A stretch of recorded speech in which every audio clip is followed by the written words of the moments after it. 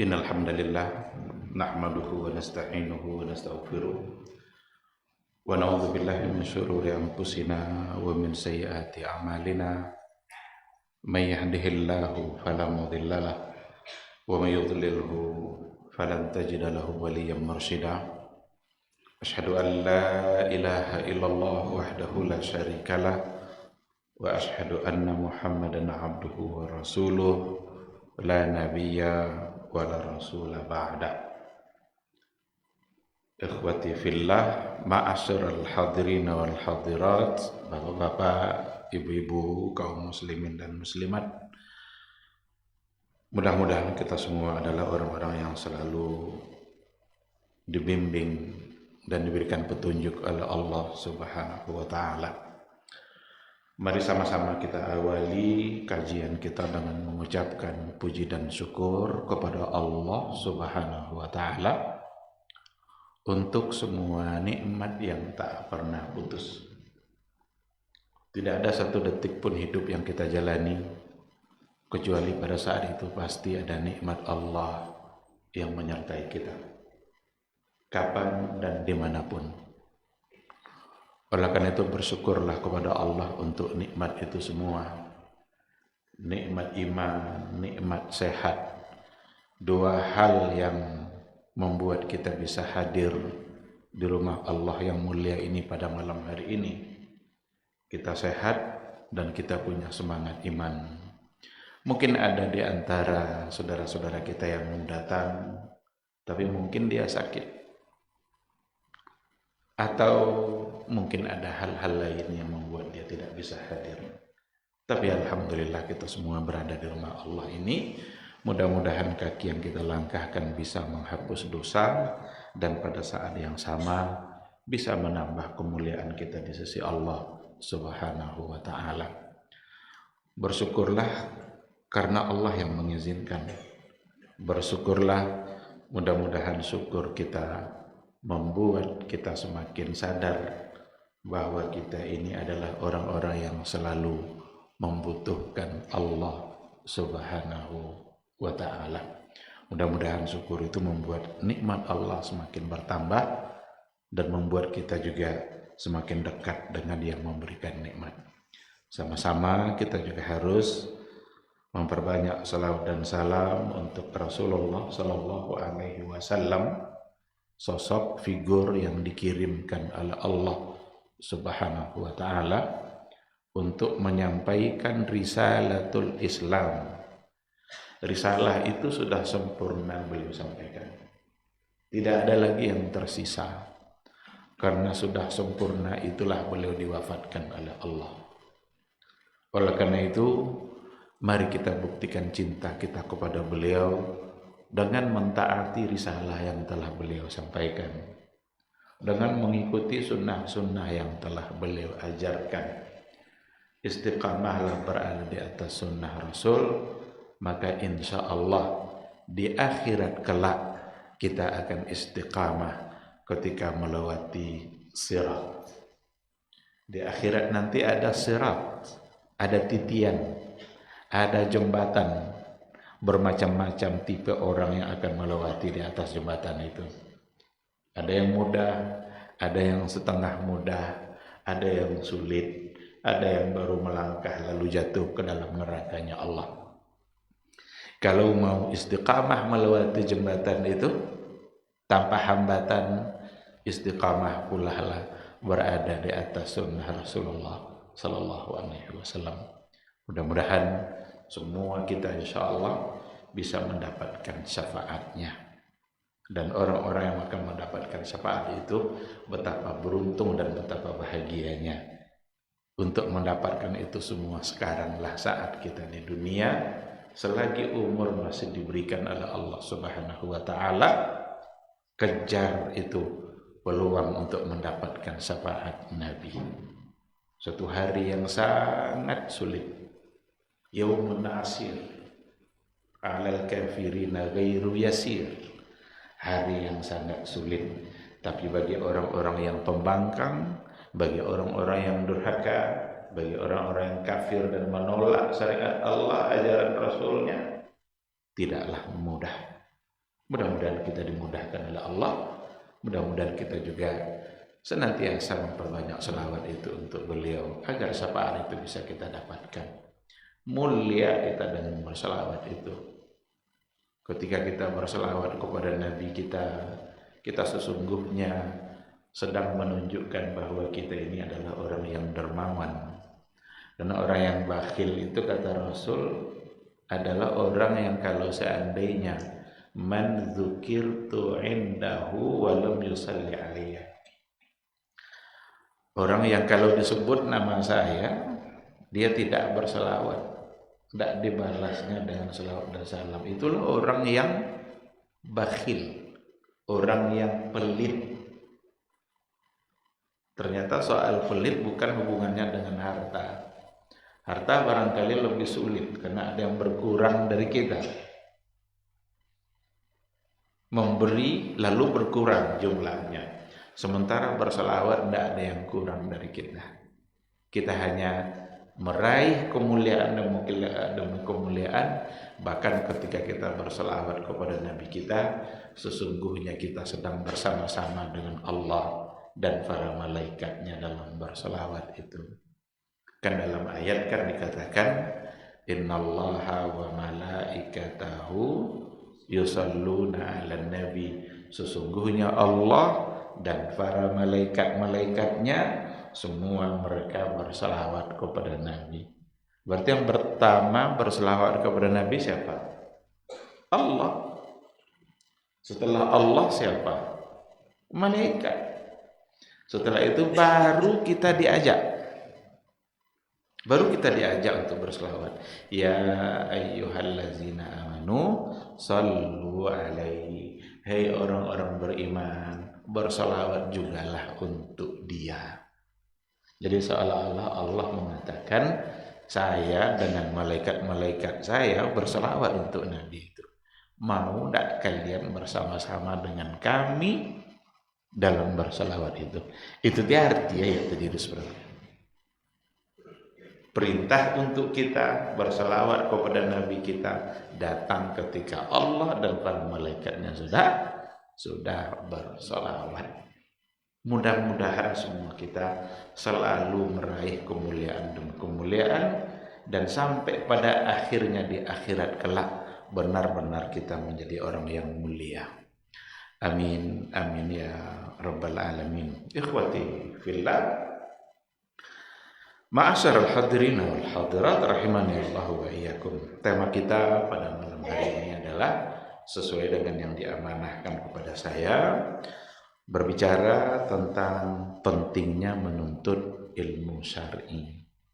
Ini tema sangat sederhana tetapi sangat penting. Apa tidak betul? Ilmu syar'i lebih penting dari makanan. Ilmu syar'i lebih penting dari minuman.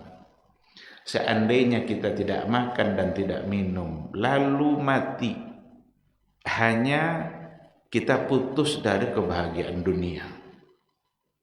Tapi kalau seandainya tanpa ilmu syar'i, lalu kita mati, maka kita putus dari kebahagiaan akhirat. Jadi kalau sekedar tidak makan, lalu mati, hanya memutuskan dan memisahkan kita dari kebahagiaan dunia. Tapi kalau tanpa ilmu syar'i lalu kita mati, maka ia telah memutuskan kita dari kebahagiaan akhirat. Dan tidak ada arti apa-apa kebahagiaan dunia kalau seandainya dibandingkan dengan kebahagiaan akhirat. Dari sini nampak oleh kita betapa pentingnya ilmu syar'i. Kata ilmu kalau ditemukan dalam Al-Quran atau dalam hadis Nabi memang cenderung ditujukan untuk al-ilmu syar'i, Islam, syariat Islam, Al-Quran. Kalau dikatakan ahlul ilmi, maka yang dimaksud adalah ahlul ilmi syar'i. Itu makna asalnya. Perintah-perintah untuk berilmu dalam Al-Quran itu makna asalnya juga ilmu syar'i. Ketika dikatakan oleh Allah, Yarfa'illahu allazina amanu minkum wallazina utul ilma darajat. Allah mengangkat derajat orang-orang yang beriman, wallazina utul ilma, dan mereka-mereka yang diberikan ilmu. Ini ilmu apa maksudnya? Ilmu syar'i. Itu makna asal. Mereka yang akan diangkat derajatnya itu iman, ilmu.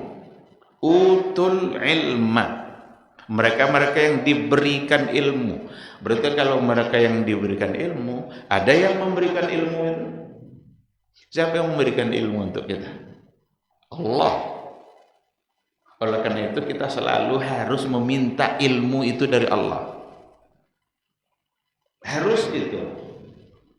Dan Nabi Muhammad sallallahu alaihi wasallam dalam hidup dia tidak pernah dia minta tambah dunia.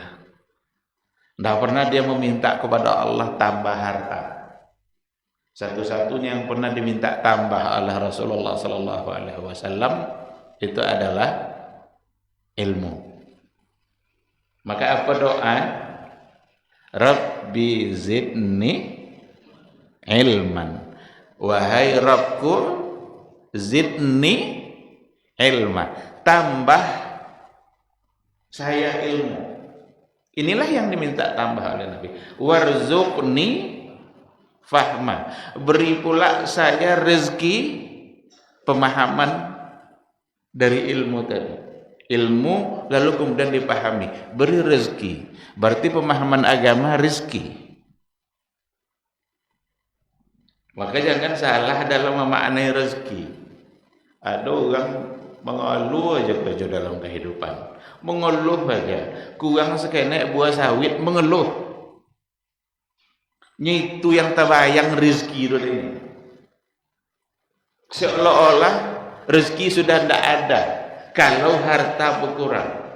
Padahal dari doa Nabi tadi saja, warzuqni fahma, beri saya rezeki pemahaman. Berarti pemahaman agama rezeki.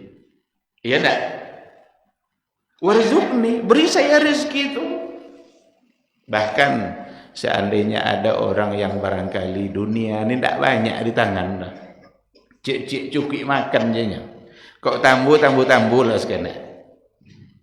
Tidak banyak dunia, tetapi dia diberikan pemahaman agama oleh Allah Subhanahu wa taala.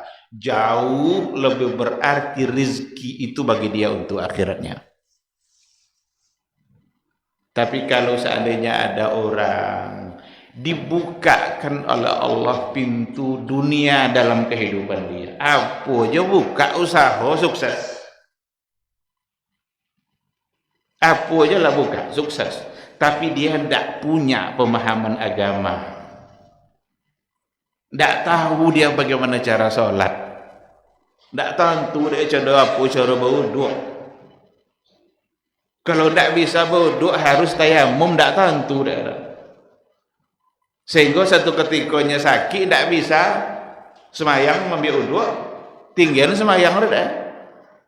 Tidak mengerti kalau tidak bisa berwuduk berarti harus tayamum. Kalau dia tidak punya pengetahuan itu, meskipun dunia terbuka di tangan dia, dibukakan oleh Allah, di akhirat kelak tidak ada artinya.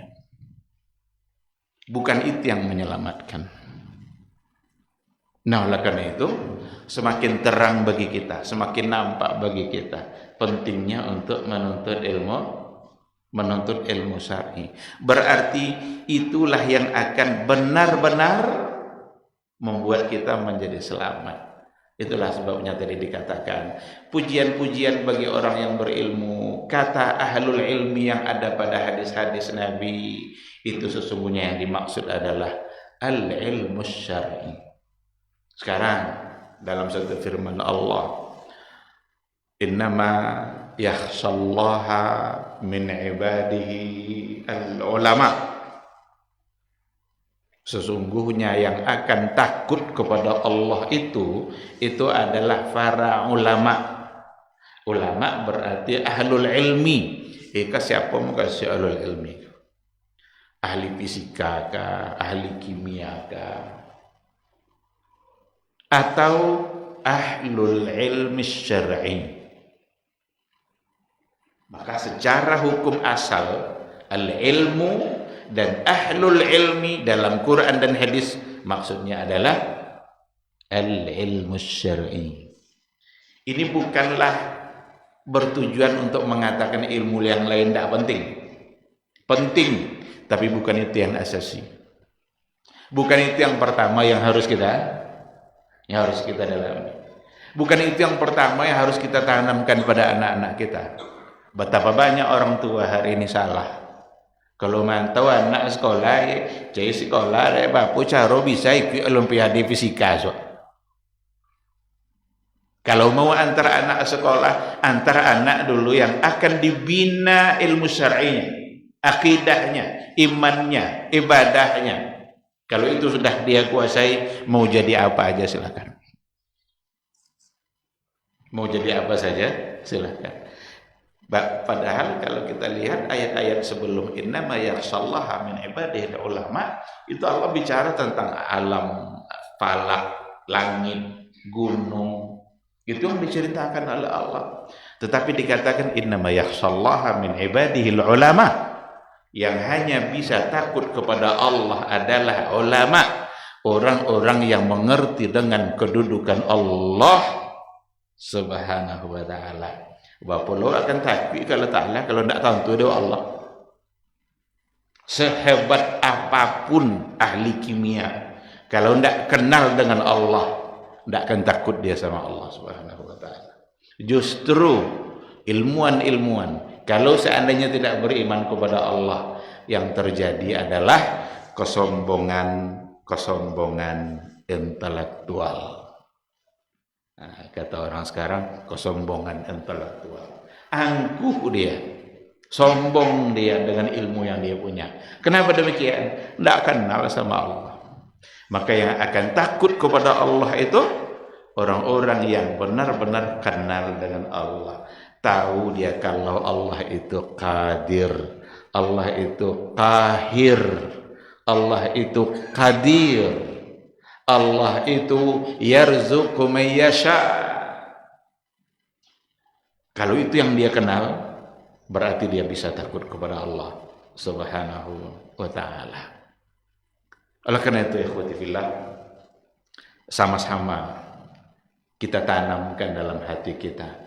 Kalau memang kita sudah tahu dengan pentingnya ilmu syar'i, nggak ada kata lain selain daripada bagaimana kita selalu berupaya, kita, keluarga kita, masyarakat kita, untuk selalu menambah ilmu syar'i itu.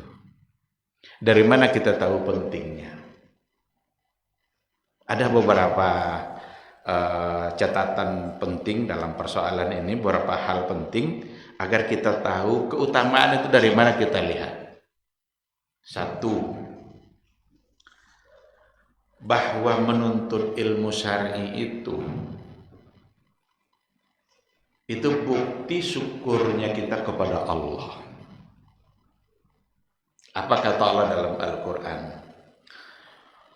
Wallahu akhrajakum min butuni ummahatikum la ta'lamuna syai'a.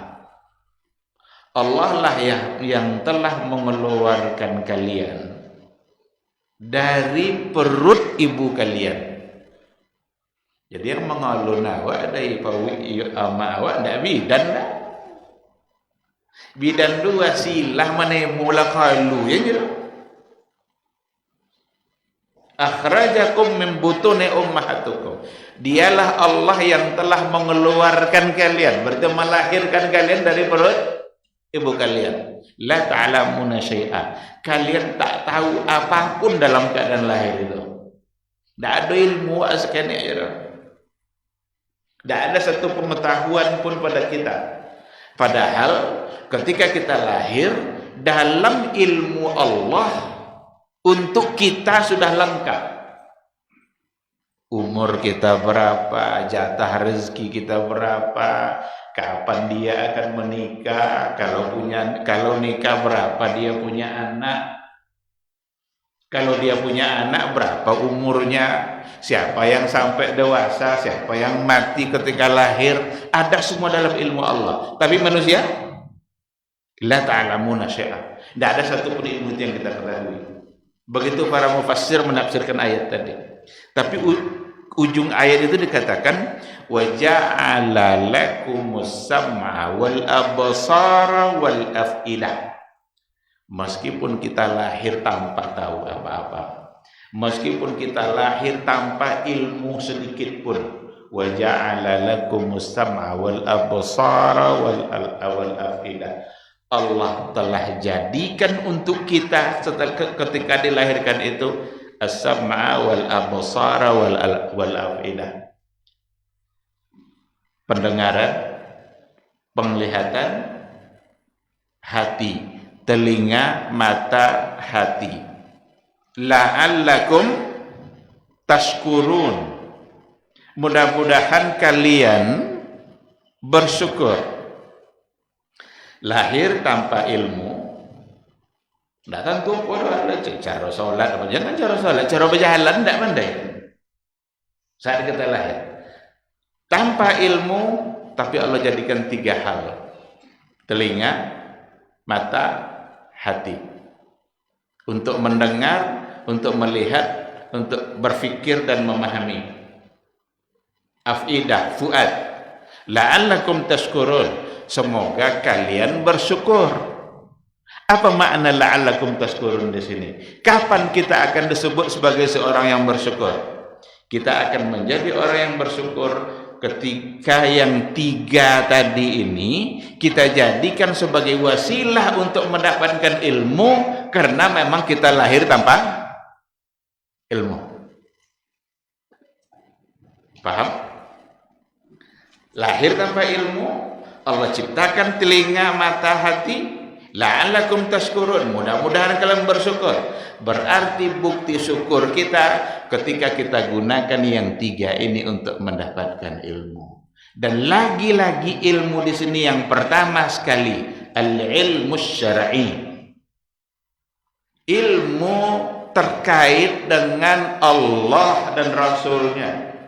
Ilmu yang terkait dengan kewajiban-kewajiban kita terhadap Allah dan Rasulnya. Ilmu yang terkait dengan hal-hal yang membantu kita, memudahkan kita di akhirat. Nyawa tidak selalu di dunia. Pada akhirnya semua kita akan mengakhiri kehidupan kita, untuk kemudian nanti kita berada pada kehidupan yang sesungguhnya, kehidupan yang abadi. Ilmu apa kira-kira yang akan memudahkan kita dihisab nanti? Ilmu apa yang kira-kira bisa menggiring kita untuk menuju surganya Allah? Ilmu apa yang akan membantu kita untuk beramal dan taat kepada Allah?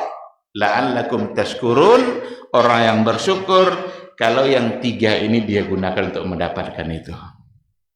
Dan itu artinya 3 perangkat inilah yang diberikan oleh Allah agar kita keluar dari kejahilan.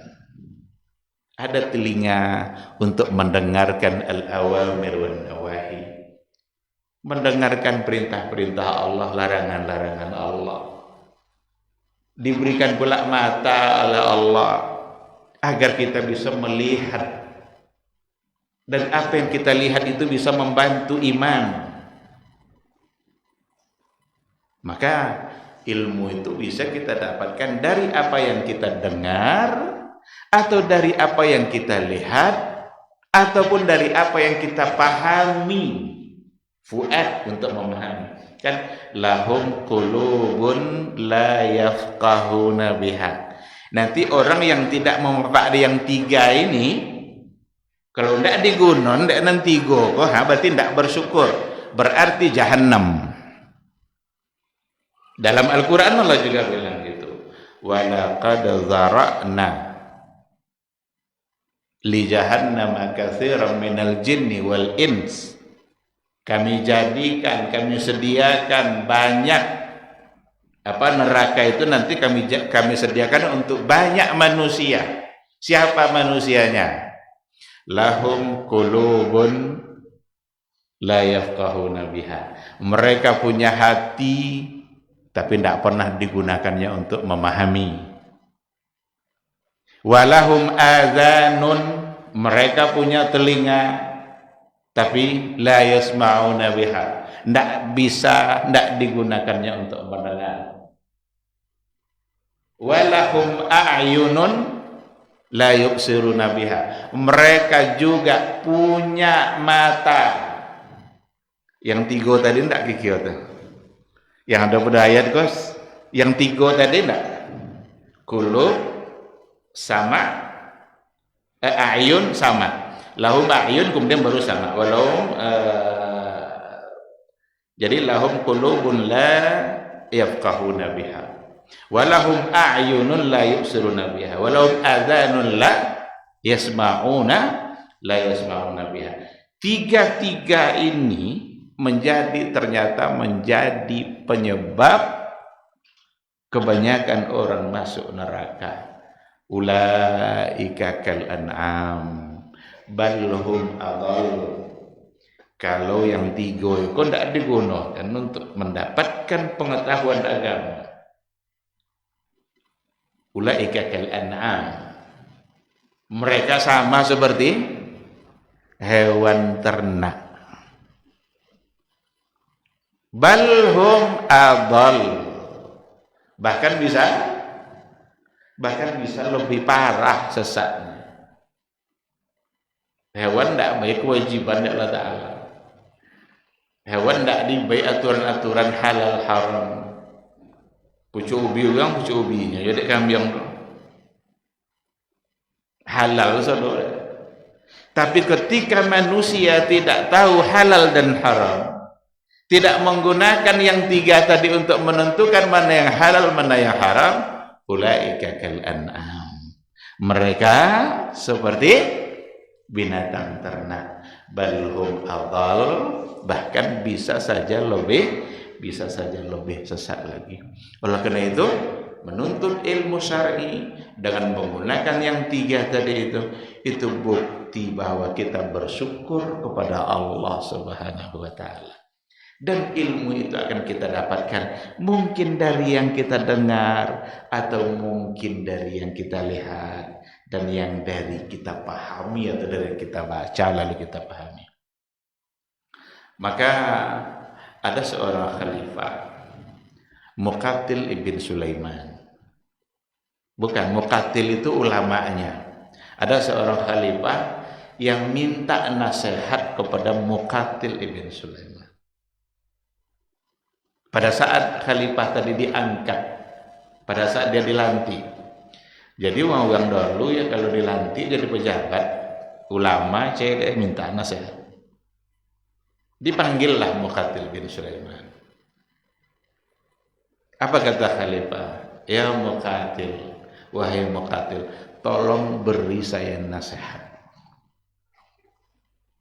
Tolong beri saya nasihat. Apa kata Muqatil bin Sulaiman? Ya khalifah, hal turidu minni mimma sami'tu au mimma ra'aitu. Kamu minta nasihat dari saya, dari yang saya lihatkah atau dari yang saya dengar? Berarti kita bisa mendapatkan ilmu dari yang kita lihat atau dari yang kita dengar. Apa kata khalifah? Beri saya nasihat dari apa yang telah kamu lihat secara langsung. Baik, katanya, saya kasih nasihat dari apa yang saya lihat langsung. Diberikannya lah nasihat bahwa sesungguhnya Khalifah Umar bin Abdul Aziz pada saat dia meninggal dunia, dia meninggalkan anak lebih kurang 11. Dan harta warisan yang ditinggalkan untuk masing-masing anak tidak ada yang mendapatkan lebih dari 1 dirham, 1 dinar. Karena Umar bin Abdul Aziz saat meninggal punya harta kira-kira 18 dinar. 9 dinar habis untuk pemakaman, beli kain kapan, beli tanah pemakaman. Habis 9 dinar, tinggal 9. Yang 9 ini dibagi oleh 11 ahli waris. Berarti masing-masing mendapatkan tidak lebih dari satu dinar. Sementara khalifah yang lain yang sesudahnya, ketika dia meninggal, dia juga meninggalkan anak lebih kurang 11 orang, tetapi harta warisannya sangat banyak dan masing-masing anak mendapatkan tidak kurang dari 1 juta dinar. Bapak bedo 1 juta dinar, sedangkan 20 dinar nisab zakat kan? Lebih dari 1 juta dinar. Karena khalifahnya punya harta banyak. Tapi apa yang saya lihat wahai khalifah, sungguh anak-anaknya khalifah yang mendapatkan 1 juta dinar tadi, pada akhirnya mereka menjadi pengemis di pasar. Berarti tidak cukup 1 juta dinar, kan? Pada akhirnya menjadi pengemis.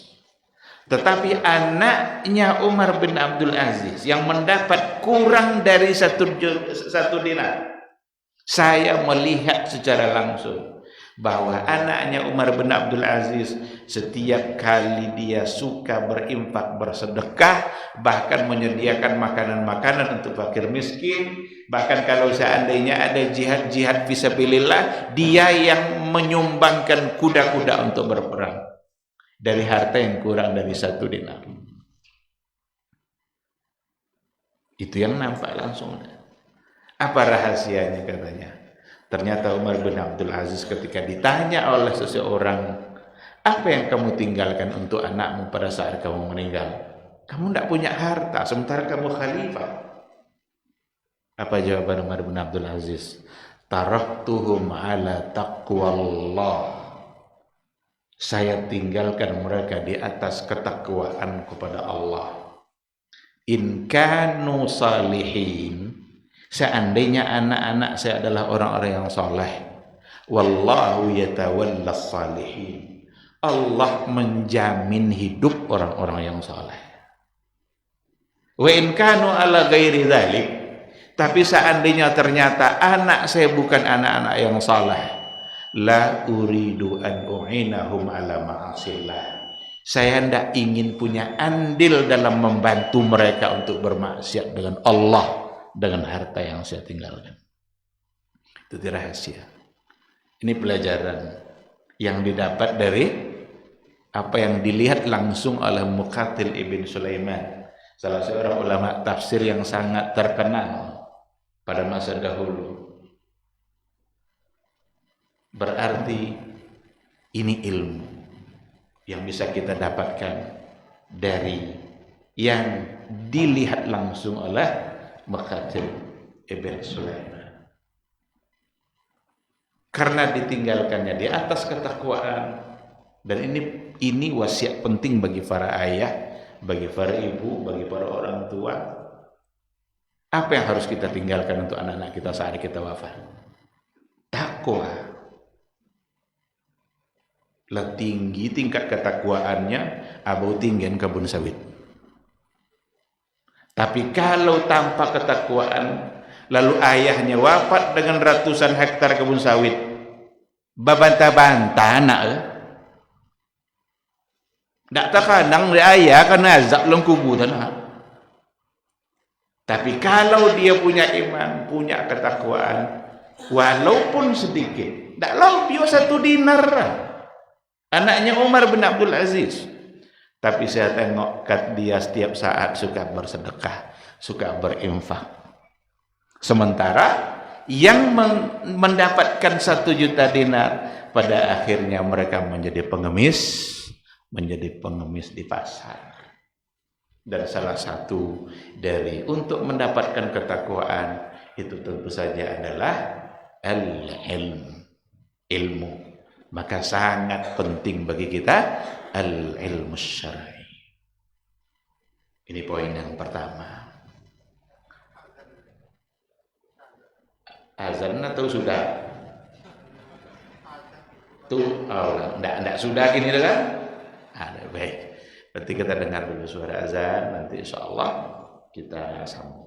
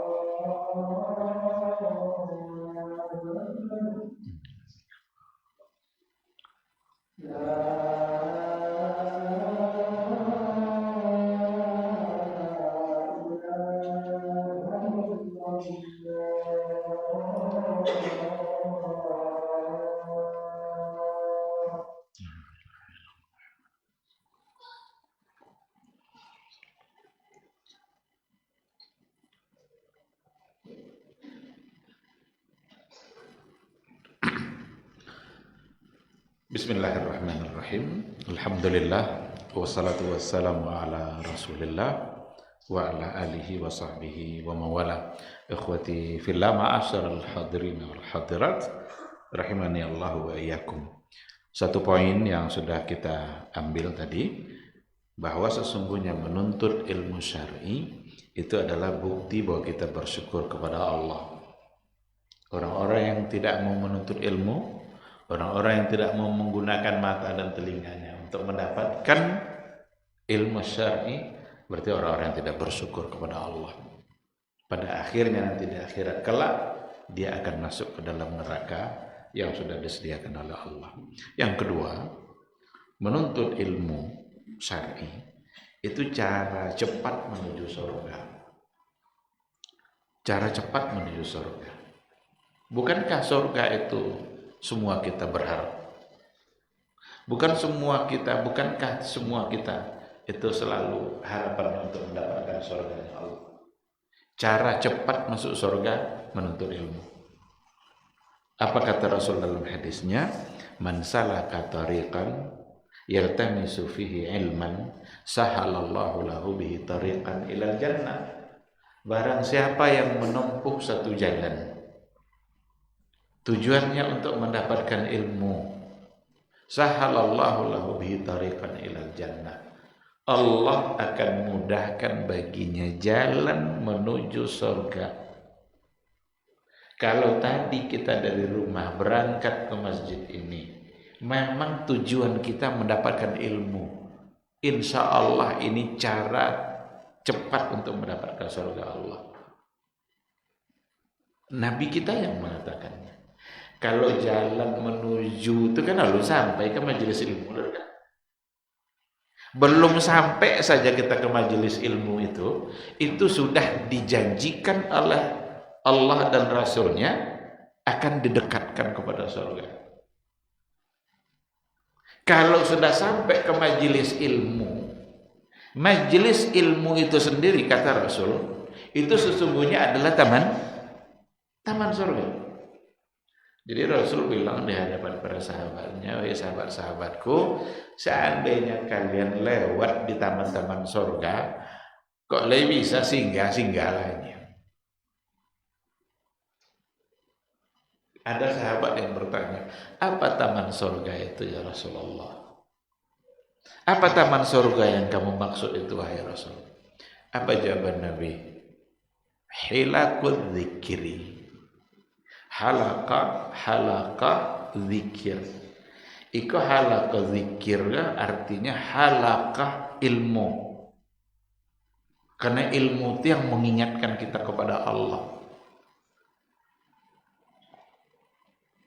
Itulah yang dimaksud oleh Nabi taman-taman dari taman surga tadi itu. Kalau bisa singgah-singgahnya. Berarti ketika kita berada di taman surga, ketika kita berada di majelis ilmu, sungguh kita sedang berada di taman surga. Maka kata Nabi apa?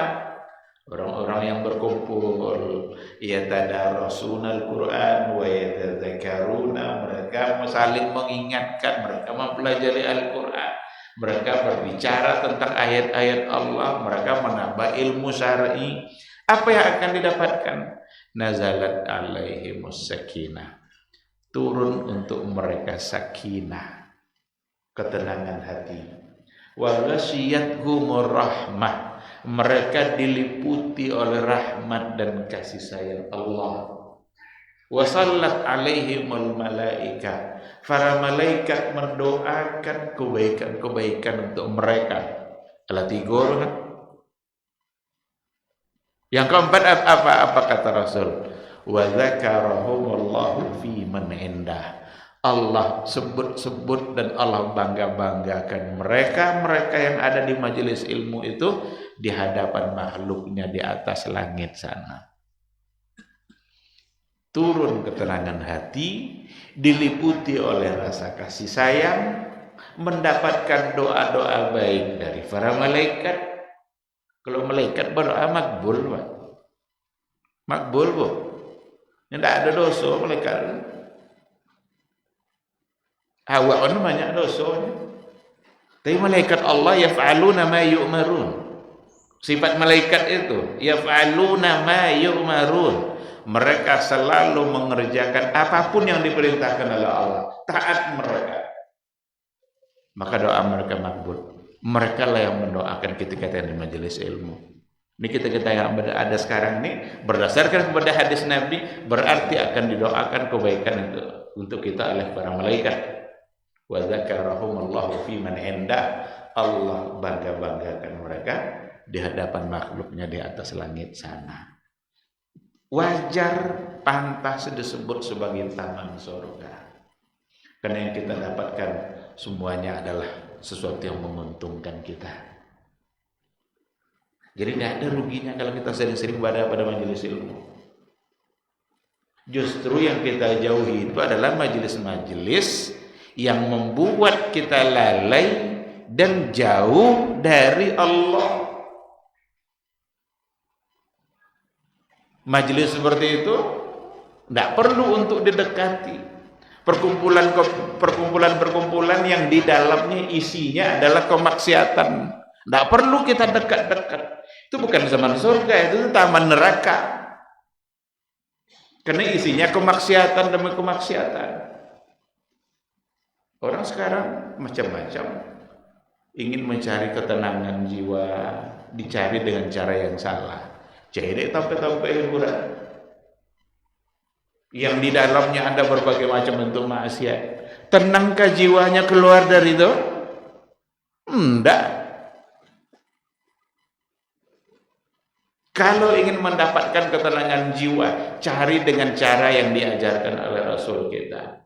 Salah satunya adalah majalisul dzikir. Halaqah ilmu. Maghrib ini ada majelis ilmu bicara tentang tafsir. Maghrib besoknya ada lagi majelis ilmu bicara tentang fikih. Majelis yang satu lagi kita hadir ternyata bicara tentang tauhid. Ada lagi majelis yang keempat ternyata bicara tentang sirah, sejarah perjalanan kehidupan Rasul kita. Apa dek kuang cinta awak ke Nabi awak? Karena ndak antu dok sejarah. Bila mau baca sejarah ketemu lihat Nabi setengah jam lah. Banyak lah pada sejarah dulu. Kapan kita akan mengenal Rasul kita? Bikin majelisnya. Ada majelis sirah. Bicarakan di situ sejarah Rasul kita. Mulai dari awal sampai akhir. Nampak oleh kita perjuangan dia. Beliau telah mengorbankan jiwa dan raga agar kita masuk surga. Beliau telah menunjukkan cintanya kepada kita. Kita lagi yang harus membuktikan cinta itu. Beliau menunjukkan kerinduannya kepada kita. Kita lagi yang harus merindukan beliau. Pada saat-saat kritis, ndak dinya terkanang.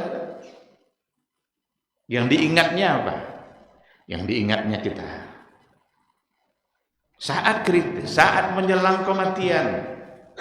Sudah dijanjikan surga menunggu Nabi itu. Para malaikat di langit sana menunggu ruh Nabi yang suci. Jibril yang mengatakan seperti itu kepada Nabi. Tenang ya Nabi, tidak galak. Cik pertanyaannya. Kalau itu sudah terjadi, apa yang akan didapatkan oleh umatku? Apa untuk umat dan awak terkadang. Barulah dikatakan oleh Jibril, belum akan masuk umat manapun ke dalam surganya Allah sebelum umat kamu memasukinya. Maka dalam hadis Nabi mengatakan, nahnu al-akhiruna al-awwalun. Kita ini kata Rasul orang terakhir, tapi ya yang pertama. Apa maknanya? Habis? Launya lancang. Lanjut. Baik. Arti dari hadis tadi, kita umat yang terakhir, tidak ada umat setelah lagi.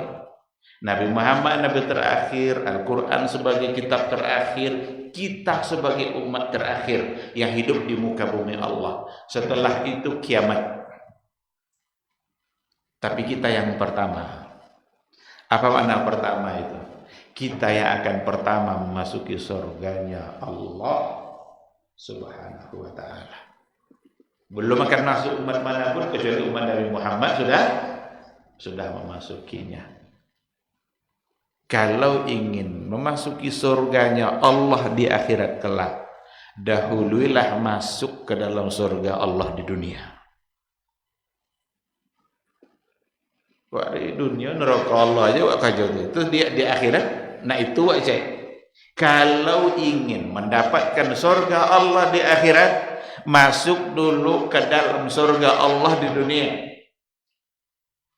Diberikan penjelasan oleh para ulama. Apa surga Allah di dunia? Surga Allah di dunia itu adalah itminanul qalb. ketenangan hati, hilang gelisah, tenang dalam menjalani kehidupan. Dan itu tidak akan bisa kita dapatkan kecuali dengan iman dan dengan ilmu. Kenapa kita sering mengeluh? Kenapa jiwa kita sering tidak tenang? Sekenek-sekenek, naik je BBM kok ndak kene isau. Padahal katu BBM ndak naik, siapa bisa kiwat? Katu naik, siapa bisa kiwat? Kalau kita dekat dengan Allah, kalau iman kita kuat, kita menghadapi masalah dengan tenang. Itminanul qalbi, itu sesungguhnya adalah surga Allah di dunia. Dan salah satu dari ketenangan itu tadi bisa didapatkan di majelis ilmu. Nazalat alaihi musakinah. Jadi mencuci bom serogo itu bawa angin di dunia, bau masuk kepada surga yang sebenarnya, yang memang tidak ada bandingnya dengan kenikmatan apapun. Karena Nabi mensifati surga itu mala ainun ra'at wala udhunun sami'at wala khatara ala qalbi bashar. Kenikmatan surga itu belum pernah terlihat oleh mata, belum pernah terdengar oleh telinga. Hakikatnya seperti apa? Wala khatara ala qalbi bashar, tidak terlintas oleh hati manusia keindahan surga. Jadi kalau mau nampak ada awak satu pemandangan, tak sekene ancara, takjub awak, surga jauh lebih indah dari itu. Jangan lupa nampak loh. Jadi yang nampak tadi itu belum seberapa dibanding dengan surga yang sesungguhnya. Nah, oleh karena itu cara cepat masuk surga itu adalah dengan menuntut ilmu. Bawa berjalan lah doket ke surga. Masuk majelis ilmu berarti masuk taman surga. Keluar dari majelis ilmu dengan membawa ilmu, tambah ketaatan kita kepada Allah, tenang hati kita dalam menghadapi masalah. Ya tidak ada orang yang tidak bermasalah dalam hidup itu. Tak ada satupun orang yang tidak punya masalah. Frekuensinya yang berbeda-beda. Dan Allah tidak pernah menguji kita di batas kemampuan kita. Perlu diketahui itu. Allah tidak pernah menguji seseorang lebih daripada batas kemampuannya untuk menghadapi. Berarti apapun ujian Allah untuk kita, kita pasti bisa menghadapinya. Tidak pernah Allah membebankan lebih dari itu. Tapi bagi orang-orang yang tidak beriman, bagi orang-orang tidak dekat dengan Allah, bagi orang-orang yang hidupnya hanya untuk dunia, sekene aja berkurang dunia ya tidak kena isu. Sekene aja dikurangi adalah ta'ala. Tibo isu. Padahal semua Allah yang mengatur. Mungkin saja ujian-ujian yang diberikan oleh Allah hanya sekedar agar kita naik peringkat di mata Allah Subhanahu wa taala. Sama aja sekolah. Sekolah itu kelas 1-nya ya. Bilanya baru naik kelas 2. Ujian. Oh, si bulan tu tidak hadir ujian tangannya. Tidak naik orang. Tidak hadir kan? Sekarang dihadirkan oleh Allah ujian-ujian itu dalam kehidupan kita. Orang-orang yang beriman, dia akan menghadapinya. Karena dia tahu, tak satu pun cobaan kecuali sesuai dengan kemampuan kita. Dan tidak Allah sedikit pun menzalimi hambanya. Tidak ada sedikit pun Allah menzalimi hambanya. Walakinnan nasa anfusahum yazlimun. Manusialah, hamba Allah lah yang menzalimi dirinya sendiri. 2. Jadi cara cepat menuju surga. 3. Menuntut ilmu syar'i lebih afdal dari sholat sunat. Saya bawakan ungkapan Imam Syafi'i rahimahullah. Apa kata Imam Syafi'i? Laisa ba'dal fara'id afdalu min talabil ilmi. Laisa ba'dal fara'id afdalu min talabil ilmi. setelah ibadah-ibadah wajib, tidak ada yang lebih afdol daripada talabul ilmi, daripada menuntut ilmu. Ini ungkapan Imam Syafi'i. Ada ungkapan beliau juga, talabul ilmi afdalu min salatin nafilah. Menuntut ilmu itu lebih afdol daripada sholat sunat. Setelah Isya ada enggak sholat sunat? Sebelum sholat Isya ada. Awak kan dulu sholat Isya ada enggak sholat sunat? Sebelum sholat Isya. Apa dia enggak sholat sunat saja? Kalau dibawa ungkapan Imam Syafi'i ini, talabul ilmi afdalu min salati an-nafilah. Lebih afdal kita duduk-duduk seperti ini, menuntut ilmu, menambah iman, menambah pengetahuan kita tentang Al-Quran dan hadis-hadis Nabi. Lebih afdal daripada salat nafi. Berdasarkan kepada ungkapan Imam Syafi'i. Itu bukan hadis, tapi itu ungkapan dari Imam Syafi'i. Apa kata Imam Syafi'i juga? Man la yuhibbul ilma la khaira fihi. La khaira fihi. Barang siapa yang tidak mencintai ilmu, la khaira fihi. Tidak ada kebaikan pada dirinya. Tidak ada kebaikan. Oleh karena itu berarti kebaikan ada pada ilmu dan mencintai ilmu. Kita kalau sudah mencintai ilmu, baru kita ingin untuk mendalami ilmu itu. Tapi kalau cinta kita tidak ada kepada ilmu, kemana mungkin kita mau mendalami? Kenapa orang bisa berlama-lama dalam satu kerja dia? Karena dia mencintainya. Tapi kalau kita tidak mencintai sesuatu, tidak bisa lama. Sahabat ketika mencintai Nabi, tidak mau berpisah aja Nabi. Tidak rela berpisah aja Nabi. Maka Umar bin Khattab pada saat Nabi wafat, kan sahabat ada kan? Jangan kalian coba sahabat Nabi mati. Dan pancung Nabi tidak mati lagi. Sebenarnya Umar ketika itu sedang tidak sanggup, tidak siap menerima kenyataan bahwa Nabi benar-benar sudah. Itu karena saking cintanya kepada Nabi. Karena dia adalah sumber ilmu. Tidak sanggup coba pisah dia. Tidak disangka-sangkanya akan berpisah dan orang yang paling dia cinta. Datanglah Abu Bakar. Karena dia sudah mendapat berita Nabi wafat, dia masuk, tengok Nabi, dibuka mukanya, dicium keningnya. Berarti boleh melakukan itu pada jenazah? Boleh. Nyadohnya ajan sampai jatuh matoro ha? Kalau jatuh matu azab di kubur. Itu entah mana dalil. Tapi Abu Bakar melakukan itu. Oh benar, Rasul wafat. Inna lillah wa inna ilaihi rajiun. Bukan berarti Abu Bakar kurang cintanya sama Nabi. Nah, lo itu makasih itu dah. Tapi Abu Bakar sanggup untuk menahan emosi ketika itu dan dia nyatakan benar wafat. Keluar dia berpidato lah dia di hadapan para sahabat.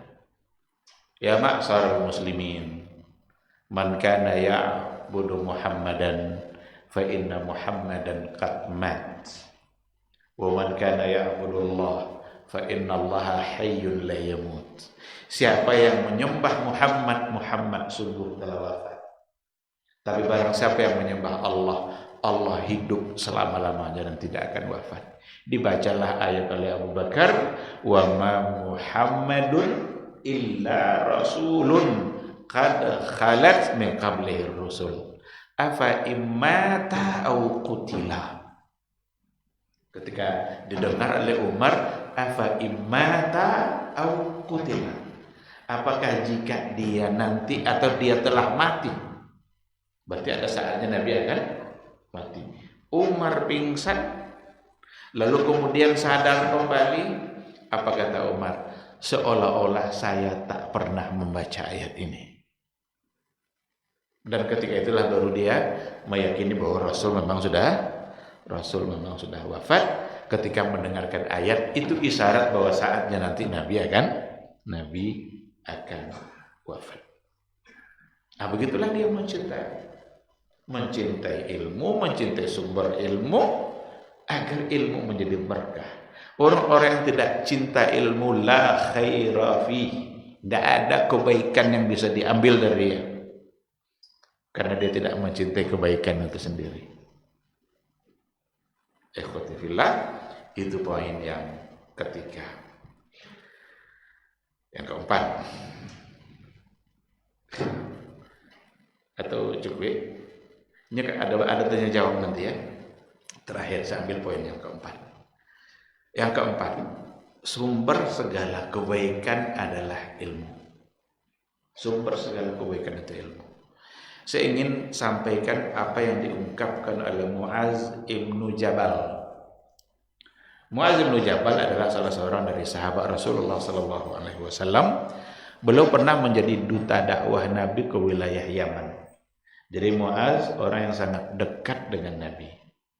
Suatu ketika juga Muaz berkendaraan naik onta sama Nabi. Jadi dia satu kendaraan Rasul dengan Muaz. Ketika itu Rasul bertanya, "Ya Muaz, atadri ma haqqullahi 'alal ibad wa ma haqqul ibadi 'ala Allah?" Wahai Muaz, kamu tahu enggak apa hak Allah dari hamba, apa pula hak hamba dari Allah? Muaz menjawab, "Allahu wa rasuluhu a'lam." Inilah adab para sahabat itu. Kalau ditanya Nabi selalu dia katakan Allahu wa rasuluhu a'lam. Ditanya lagi, atadri ma haqqullahi 'alal ibad wa ma haqqul ibadi 'ala Allah? Apa hak Allah dari hamba dan apa pula hak hamba dari Allah? Ketika itulah Nabi menjawab, hak Allah dari kita, bahwa kita hanya menyembahnya saja. Wala tusyriku bihi syai'a. Jangan sedikit pun tauhid kita dicampurkan dengan syirik. Itu hak Allah dari kita. Berarti kewajiban kita semata-mata hanya murni mentauhidkan Allah tanpa ada sedikit pun syirik. Dan apapun hak hamba dari Allah, Allah akan memasukkannya ke dalam surga. Oleh karena itu Nabi ditanya oleh Abu Dzar, "Ya Rasulullah, man as'adun nasi bi syafa'atika yaumil qiyamah?" Siapa orang yang akan paling berbahagia mendapatkan syafaatmu nanti di hari kiamat? Siapa orangnya? Dijawab oleh Nabi, "Man qala la ilaha illallah khalisan min qalbi, khalisan liwajhi." Atau kama qala Rasulullah sallallahu alaihi wasallam. Yang akan berbahagia nanti mendapatkan syafaatku orang yang mengucapkan la ilaha illallah murni khalis tanpa ada sedikit pun unsur syirik. Jadi syirik paling berbahaya bagi kehidupan kita. Nah, itulah Muaz. Dan apa yang akan saya sampaikan ini ungkapan dari Muaz ibnu Jabal. Dan dari ungkapannya itu dapat kita pahami sumber segala kebaikan itu adalah ilmu. Apa kata beliau? Qala Muaz ibnu Jabal, "Ta'allam al-ilma." Pelajarilah olehmu ilmu. Berarti belajarlah. Fa inna ta'allumahu laka hasanah. Karena sesungguhnya mempelajarinya itu laka bagi kamu hasanah. Itu sebagai kebaikan. Wa talabuhu ibadah. Menuntutnya, mencarinya, mempelajari ilmu itu ibadah. Itu adalah ibadah. Wa mudzakaratuhu tasbih. memuzakarahnya, mengulang-ulangnya itu adalah tasbih. Tasbih, memuji Allah. Kita ulang-ulang Al-Qur'anul Karim.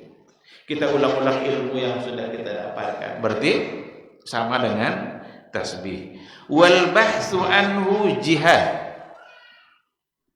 Upaya untuk mencari ilmu itu, kita tinggalkan anak, kita pergi ke tempat yang jauh. Mungkin majelis ilmu itu jauh dari tempat kita, tapi upaya jihad. Ini sejalan nih dengan hadis Nabi ini. Man kharaja min baitihi li talabil ilmi fahuwa fi sabilillah. Barang siapa yang keluar dari rumahnya tujuannya untuk mendapatkan ilmu, menuntut ilmu, fahuwa fi sabilillah, maka dia sedang berada dalam jihad di jalan Allah. Ini ungkapan Muaz sejalan dengan apa yang dikatakan oleh Rasulullah sallallahu alaihi wasallam. Wa ta'limuhu man la ya'lamuhu sadaqah. Mengajarkan sesuatu yang sudah kita tahu kepada orang yang memang belum tahu, sedekah. Itu adalah sedekah. Wa badluhu li ahlihi qurbah. Wa badluhu li ahlihi. Badlu itu upaya keras, upaya yang bersungguh-sungguh untuk ahlinya, itu qurbah. Qurba itu berarti mendekatkan diri kepada Allah Subhanahu wa taala. Dari apa yang diungkapkan oleh Muaz ibnu Jabal ini, nampak oleh kita ilmu itu dari semua sisi itu sesungguhnya adalah sumber kebaikan. Mencarinya adalah ibadah, mengajarkannya adalah sedekah, menghabiskan harta untuk mendapatkan ilmu adalah jihad. Maka jangan pernah ragu untuk menghabiskan harta kita dalam tujuan mendapatkan ilmu. Dapat buku bau ngomong mahal mahnya ada ediranya. Boleh tak kena perlu. Apa artinya uang 100.000 dengan ilmu yang akan kita dapatkan dari buku itu? Itu majelis itu di Bangkinang jauh. Boleh di rumah tak ngopo juga. Keluar dari rumah itu untuk mendapatkan ilmu tadi, jihad. Berarti itu adalah perjuangan untuk mendapatkan kebaikan. Maka dari semua sisi ilmu ternyata adalah sumber kebaikan. Ikhwati fillah, ma'asyiral hadirin wal hadirat, ini 4 poin barangkali yang berkaitan. Kita fokus bicara tentang pentingnya menuntut ilmu syar'i. Tinggal 1 pertanyaan penting. Ilmu syar'i apa yang harus kita pelajari? Silahkan didapatkan jawabannya pada majelis-majelis para guru-guru kita yang lain. Dan biasanya mereka-mereka yang punya manhaj yang jelas akan mengawali al-ilmu syar'i itu dari tauhid, dari akidah, dari iman. Setelah itu baru masuk persoalan ibadah. Dan ibadah itu nanti akan diawali dari sesuatu yang bersifat asas dan bersifat fardu ain. Karena mempelajari sesuatu yang bersifat fardu ain lebih didahulukan daripada sesuatu yang bersifat fardu kifayah atau memang hukumnya sekedar sunnah. Itu urutannya. Tentu itu persoalan yang perlu penyebaran yang sangat luas. Saya hanya sekedar menggambarkan kalau dikatakan memang penting belajar ilmu syar'i, lalu apa ilmu syar'i yang harus kita pelajari? Tentu itu pertanyaannya. Nyalo beda apa tiang terima. Maka awali dari al-ahammu fal-aham. Yang terpenting baru yang penting. Dan ilmu yang paling penting untuk dikuasai adalah tauhid, akidah, iman kita dan keyakinan kita kepada Allah Subhanahu wa ta'ala. Terima kasih, ini mungkin yang bisa saya sampaikan pada malam hari ini. Mudah-mudahan ada manfaat bagi kita bersama, insya Allah. Tadi saya dibisikkan akan ada tanya jawab. Nah, sekarang saatnya kita berdiskusi. Seandainya ada yang perlu untuk dipertanyakan, dipersilahkan.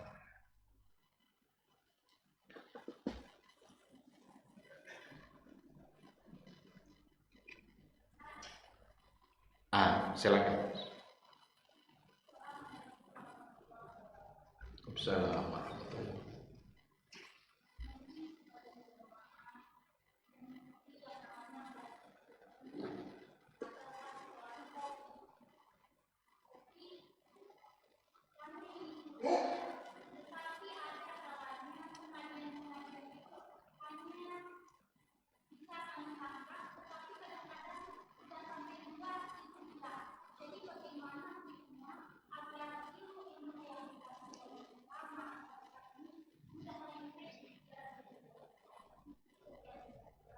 Iya, saya jawab dengan sebuah syair.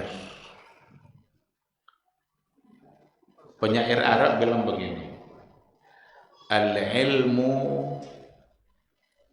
qaidun, al-ilmu saydun, wa kitabatuhu qaidun, qaid suyudaka bil hibalil wasiqah. Faminal hamaqati an tasida ghazalatan wa tatrukuha bainal khalaiqi taliqah. Ilmu itu adalah hasil buruan. Ilmu adalah hasil buruan. Wal kitabatu qaidu. Menulis ilmu itu berarti mengikat hasil buruan. Faminal hamaqati antasida ghazalatan. Betapa bodohnya kamu ketika berhasil memburu seekor rusa. Wa tatrukuha bainal khalaiqi taliqa. Lalu kamu letakkan rusa, kamu biarkan tanpa diikat. Ini syair. Ilmu hasil buruan. Cara mengikatnya dengan menulis. Ada orang di Moncai Uso dapat seekor rusa. Alhamdulillah dapat rusa. Ada letak di Uso cakap di samping antok si kamu ni. Ndak di kabeh daerah. Antok je Uso di situ. Lah Lai usul kembali. Oleh karena itu, agar kita mendapatkan ilmu, maka perlu kita tulis. Tapi dulu Imam Bukhari tidak nulis. Imam Bukhari waktu belajar mendengarkan hadis bersama gurunya, untuk aja cendaka. Tidak nulis saja. Tiba di rumah, kok ditulis saudara, tidak tinggal cek urut je. Orang-orang yang menulis di majelis justru bertanya ke Imam Bukhari, le tapek nan tulisannya. Fisiko le banyak Imam Bukhari kan. Fisiko Imam Bukhari so doang. Jadi kalau le contoh Imam Bukhari jangan tulis lah. Apa ya? Oleh karena itu, salah satu caranya dengan menulis. Tapi alhamdulillah perkembangan zaman dan teknologi, ndak pun waktu kini bisa diulang dengan video kah? Pak Jalil punya video, Baba TV ada video. Kadang-kadang ini juga disiarkan secara ulang di Radio Robani, bisa diulang-ulang. Itu kemudahan awak. Ambil videonya, ulang dengarkan. Apa yang mau kita ambil. Berarti itu salah satu dari cara agar kita bisa menjaga ilmu yang kita dapatkan. Nyopeleng copek itu hilang ilmu. Kadang bebedo lo pakai di boron di dongon di bawah balik. Ikonya saya tiba di rumah lain lagi kan. Jadi majelis kadang sampai ngantuk lo sekarang. Oleh karena itu, kita harus berupaya keras untuk mendapatkan ilmu dan melakukan cara agar ilmu itu selalu bisa kita ingat. Yang kedua, sering berdoa kepada Allah Subhanahu wa taala. Doa itu senjata ndak ada bagi umat lain juga. Doa silahul mukmin. Doa ini adalah senjata orang-orang beriman. Kekuatan orang beriman ada pada doa. Kekuatan kita bukan pada otak yang cerdas. Kekuatan kita bukan karena kelebihan yang kita punya. Otak yang cerdas ini kalau sombong wak gara-gara otak wak jadi orang, sebantu Allah Ta'ala hilang kecerdasan tadi. Oleh karena itu kekuatan kita ada pada doa. Dan ad-doa mukhul ibadah.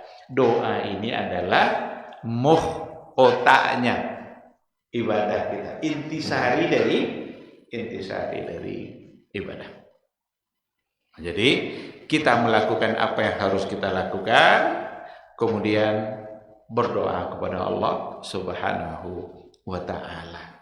Bisa juga ditambah dengan cara yang lain, selalulah bersama-sama dengan orang-orang yang hadir di majelis ilmu. Lupa wak ampomo, awak tentu dah wak ibu yang samping awak kado batang. Apa so batang nyinya usah nyinya. Kalau lainnya ingat, sabui ke bara. Entah kok dah lulainya lupa pada awak kan. Entah lagi atau apa dan jak potang lupa lainnya bisa jadi kan. Tetapi itu salah satu cara sebenarnya kita bersama-sama dan orang yang berada di majelis ilmu, disitulah kenikmatan berada di majelis ilmu itu. Atau ada masalah, kita tahu ada seseorang yang kita tahu dia sering hadir majelis ilmu, bisa tanya, pon ada mau masalah kau ada apa betul? Ke masalah le terdang di majelis ilmu batang. Lainnya bawa langsung sampai ndak cedeko patangnya saatnya. Tapi kalau ndak mau tanya soalnya hadir untuk bertanya, untuk menanyakan sesuatu yang kita belum tahu. Itu baru majelis ilmu namanya. Nya ada juga kadang orang bertanya tapi mau uji ustaz. Ndak ada gunor dah, kalau gunor diuji ustaz. Bertanya untuk sesuatu yang kita memang ingin mengetahui ilmunya. Segala seperti itu. Wallahu subhanahu wa ta'ala a'lam. Ada yang lain? Ya. Pengertian? Syariat. Dia ada berapa kata? Ada istilah syar'i, ada istilah syariat. Dan itu nanti kalau untuk definisi al-ilmu syar'i itu sebuah sifat yang memberikan makna penting untuk sebuah istilah. Berarti ada ilmu yang bukan syar'i. Berarti ada ilmu yang bukan syar'i. Dan untuk kata syariat itu sendiri nanti digandengkan dalam pendefinisiannya. Kadang-kadang ada pembahasannya begini. Apakah sama dengan syariat dengan fikih umpamanya? Kalau dibawa kepada kata untuk kemudian menjadi istilah antara syariat dengan fikih. Tetapi intinya adalah ketika dikatakan syar'i itu tentu saja yang dimaksud adalah sesuatu yang berhubungan dan berujung kepada Allah Subhanahu wa ta'ala. Berujung kepada kecintaan kita kepada Allah, berujung kepada menambah ibadah dan ketaatan kita kepada Allah, berujung kepada sesuatu yang membuat kita semakin mencintai Allah dan Rasulullah Sallallahu Alaihi Wasallam. Dan itu nanti dibagi-bagi ilmu itu sendiri nanti dibagi-bagi. Ada al-ilmu syar'i yang memang bagi kita hukumnya fardu kifayah, fardu ain. sholat, puasa. Untuk hal-hal yang seperti itu, hukum mempelajarinya itu juga fardu ain. Karena kita tidak bisa wakilkan. Bisa wakilkan salat zuhur waktu kan? Tidak ada kan? Maka ilmu apa yang paling wajib untuk kita taati? Ilmu yang memang hubungannya dengan fardu ain yang tidak bisa kita wakilkan pada siapapun. Tapi tidak solo ilmu dan cerita kan? Ada nanti yang tingkatannya di bawah itu. Maka hukumnya juga akan berbeda. Nah, jadi sesuatu yang akan membuat kita membuat kita dekat dengan syariat atau dengan ketentuan Allah Subhanahu wa taala. Berarti ilmu halal haram itu bagian dari ilmu syar'i. Ilmu-ilmu yang berkaitan dengan kewajiban-kewajiban agama berarti betul menjadi bagian dari ilmu syar'i. Gitu. Allah Subhanahu wa taala alam. Ada nanti di antara ilmu boleh-boleh saja kita mempelajarinya. Tidak dilarang. Apa hukum mempelajari ilmu komputer? Ilmu komputer. Tentu deh, kok cerdik, kok klik, nya dulu ilmu. Kok tombol kok hanya. Kalau salah tombol, salah lo kok asik. Boleh ya? Boleh. Silakan. Tapi apa wajib? Enggak. Berdosa kalau tidak belajar ilmu komputer. Enggak. Tapi berdosa kalau tidak belajar salat. Iya jawab. Kalau tidak belajar berwudu berdosa. Karena salat tidak sah kecuali dengan wudu. Nah, gitulah tingkatannya. Hal-hal yang dibolehkan udah pelajari. Diharapkan ketika mempelajari ilmu yang mubah tadi itu, dia menjadikannya wasilah untuk memberikan kebaikan bagi yang lain. Ada tujuannya pahala dengan cara itu. Walaupun hukumnya tadi mubah, tapi ketika dia jadikan sebagai wasilah untuk kebaikan, maka dia akan mendapatkan pahala dan kebaikan. Allah Subhanahu wa taala. Ada yang lain sebelah sini?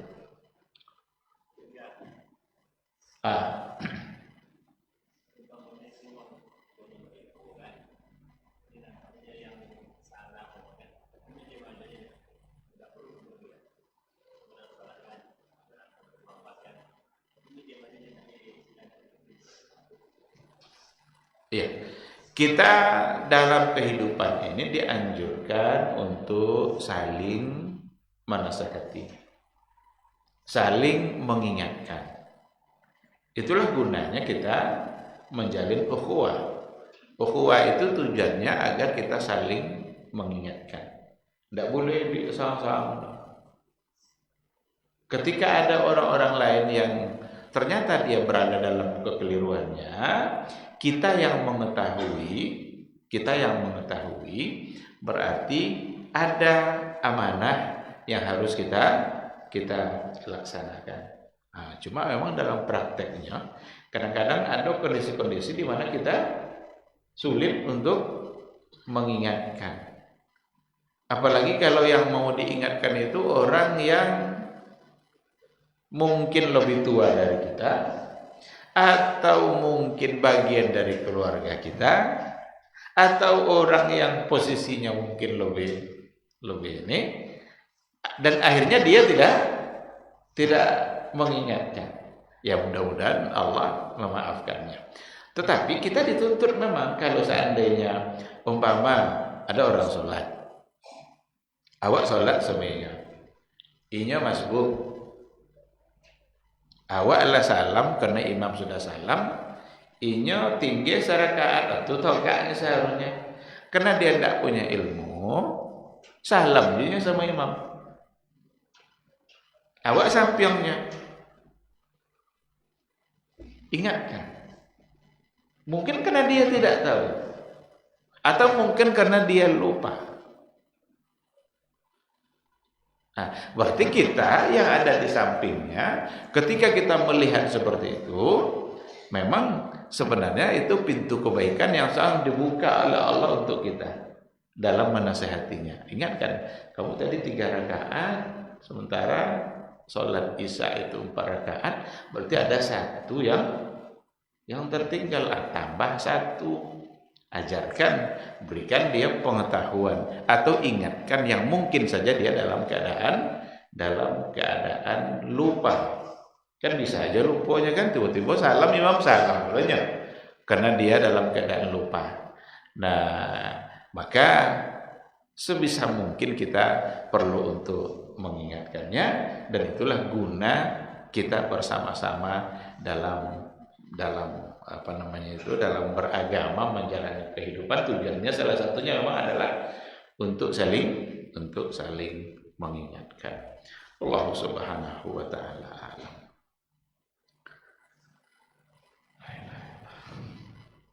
Cukup barangkali kalau tidak ada lagi, kita cukupkan sampai di sini. Mudah-mudahan majelis kita insyaallah dinilai sebagai ibadah, dicatat oleh malaikat Allah, dan bisa memperpanjang catatan amalan kebaikan kita, yang kita berharap catatan kebaikan kita bertambah terus dan semakin berat, sehingga di akhirat kelak kita menerimanya dengan tangan kanan.